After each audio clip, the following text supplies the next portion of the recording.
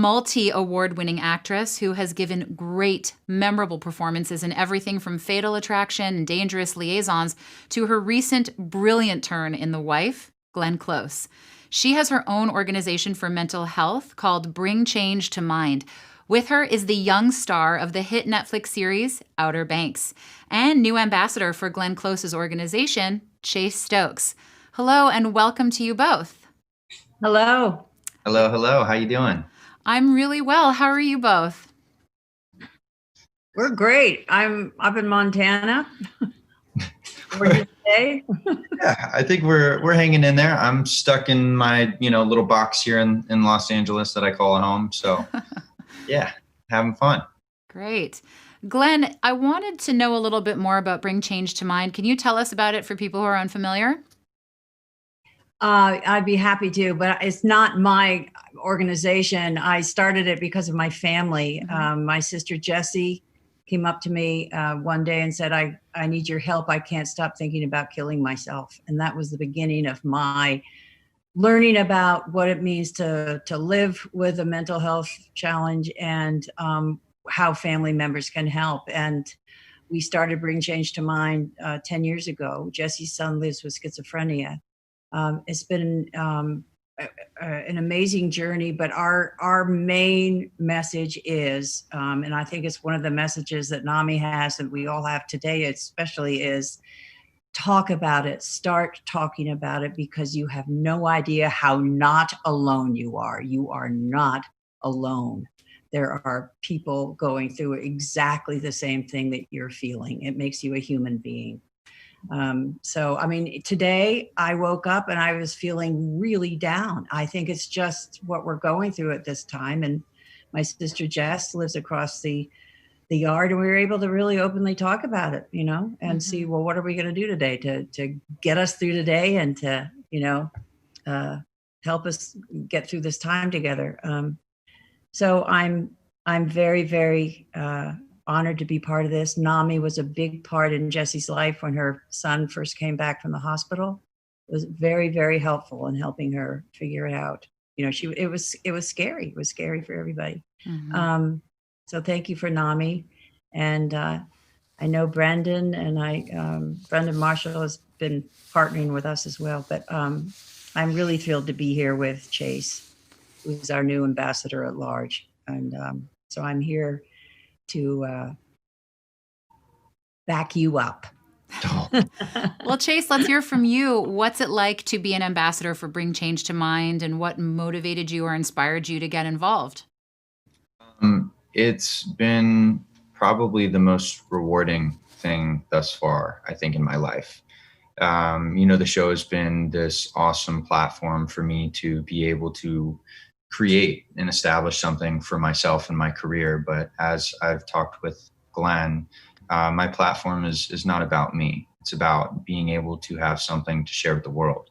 And with my own, personal struggles with anxiety and being open about dealing with that, as well as people in my family and friends who have dealt with their own mental health issues, I felt an honest, part of me to say, this is my opportunity to use my platform for something that I firmly believe in. And Glenn and I have talked a lot about this. Mental health needs to be treated in the same ways that we treat physical health. If you break your arm or you get a concussion, we go to the doctor, we go get it diagnosed, and we check on ourselves. And when it comes to our mental health, we need to make it normal to do the same thing. We need to go to the doctors. We need to get help. We need to normalize therapy. We need people to make it's something that we can connect with on all of these levels. So working with Glenn and Bring Change to Mind, it's one of those organizations that immediately spoke to me. They have all of the right resources. They're reaching to the right audience, which is also correlating with my audience. So it just was almost like a seamless match as soon as we sort of started talking. So super, super thankful and super excited to start and continue down this journey with them. You bring up a great point about, youth and mental health and some of the unique struggles that teens today might be facing. What are some thoughts or advice that you might give to kids who are watching today, young adults who are watching today, adolescents who are watching, who are struggling, and how do you feel like Bring Change to Mind can help them? Well, I think for starters, if we're talking about Bring Change to Mind for the younger generation, they've done a fantastic job of opening the conversation in the high school level. So they have done, Glenn, I think you can correct me if I'm wrong, the number of high school clubs as of our last conversation was up to now 400. 280, there'll be 400 by the end of this year. Yeah. So 400. Yeah. Amazing. Yeah. So we're trying to make it a safe space for people to come and open up and talk about the things that they're struggling with. And for me and most of the youth of this world, having a safe space is the most important thing, a place where you can share and be open and be okay with being vulnerable with how you're feeling, I think is incredibly important. Amongst that, Glenn kind of hit it really, really hard in the beginning. You got to talk about it. You got to be accepting of the fact that this should be a conversation that we can have with anyone. And then on a personal level, it's being present with yourself. I mean, something that I've preached since the very beginning of everything happening in my world is giving yourself time to be present within your own thoughts. Every morning I wake up, I put my phone away. I don't look at social media for the first hour. I make a pot of coffee, I drink an entire cup of water, and I sit down and I give myself 30 minutes to meditate, and I allow my body to just relax. I think we're so accustomed to immediately attaching ourselves to our cell phones and diving into the false reality of what some people portray on social media. And I think it's great to an extent, but I think it sets us up in a position to where we're seeing things that make it feel like our goals and our objectives are unobtainable. And we need to not have those stigmas attached to that and start allowing kids to live presently. And it's okay to not know where you're going right now. And just because somebody has something doesn't mean that you can't have something in the future as well. And I think if we start with being present and stop the comparisons and make this conversation normal, that's where people are going to feel most at home. Well said. Thank you. I just want to say something. I just want to say something about normal, because Chase and I have talked a lot about it, and Bring Change to Mind has online the No Normal campaign. I think normal should be kind of thrown out of our language, because I think all of us are incredibly unique, and so we would love you to join us. And you text a photo to 41785.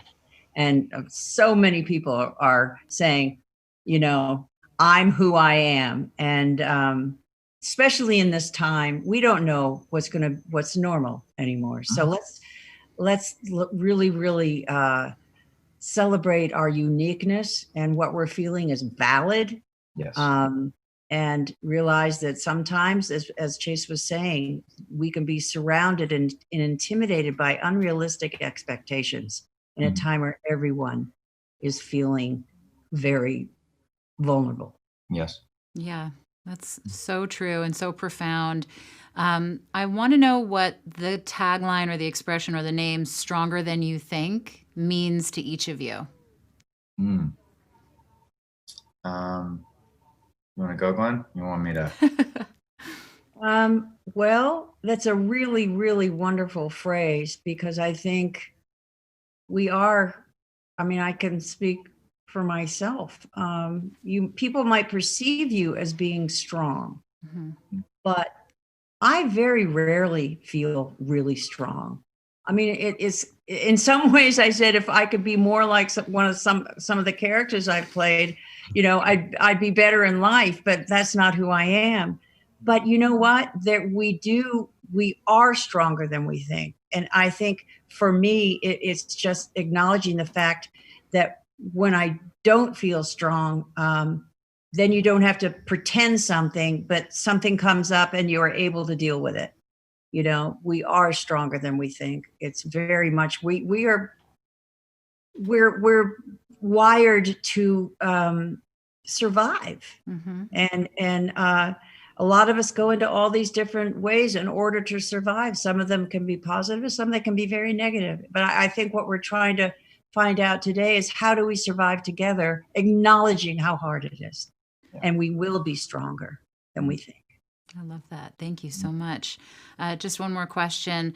What has changed, Glenn, in your opinion, since you started Bring Change to Mind, when it comes to mental health, how we talk about it, how it's perceived in the media, how we manage it in entertainment?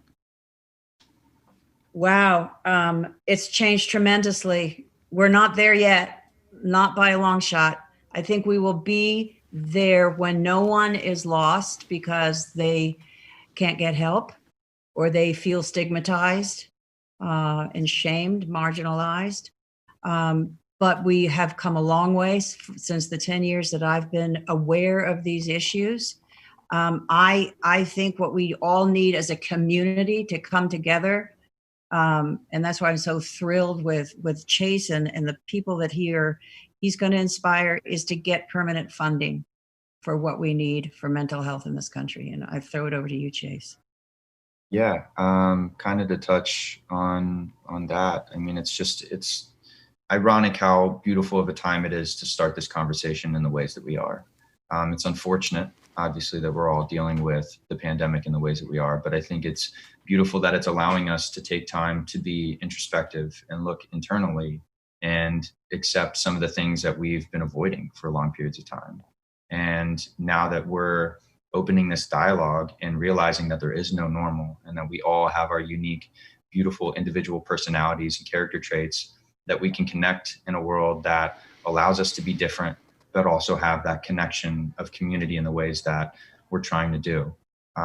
So I think, again, it goes back to that point of perspective. And it's beautiful that right now we're having this conversation. And I think it's super important to do so. Thank you so much, Chase and Glenn. Thank you both for being with us today. We're so appreciative of your time and Bring Change to Mind. And thank you. I want to give a quick shout out because I know she's coming on here in a little bit, but I know my girl Madison Bailey is going to talk to you guys later today. So sending my love to Mads, and thank you again for having us. Thank you.